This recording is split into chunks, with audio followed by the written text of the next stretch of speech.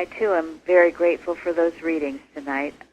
The beautiful story of Samuel in the Bible, and then how Mrs. Eddy had such a similar experience as a child.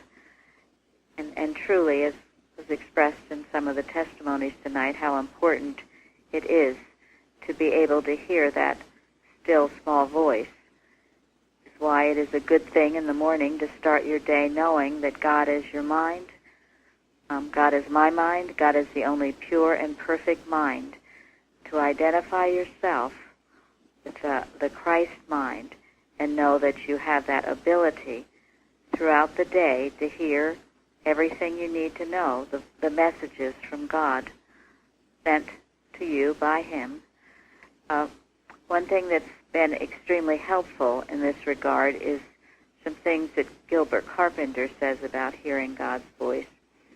And this is from Precepts 1. And Gilbert Carpenter writes, God knows that each of His children has the capacity to hear the messages of wisdom and love that He is sending out. But mortal existence provides so many interests, so many diversified entertainments, that it is rare to find one sitting down with a definite and direct expectancy that God is broadcasting to him, and that he must tune in order to do that. He must throw aside and eradicate the belief in any power apart from God, claiming to introduce that which would deflect the message, reverse it, stand between God and man, and thus prevent the message from being received, or if received, being distorted or reversed.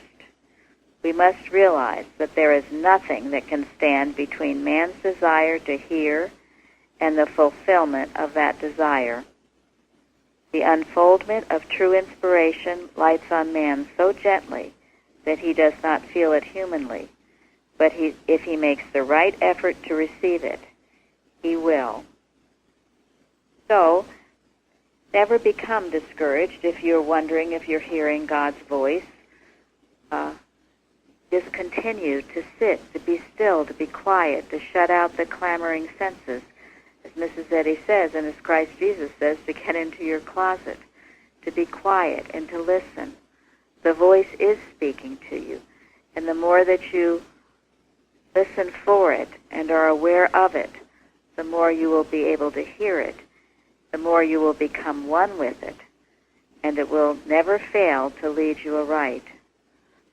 It's such an important, perhaps it's the most important thing we have to do, is to demonstrate this oneness with the Father and to hear His loving voice. I'm so grateful to be learning all of these things as a student of Christian Science in this church. I'm grateful for this wonderful meeting tonight.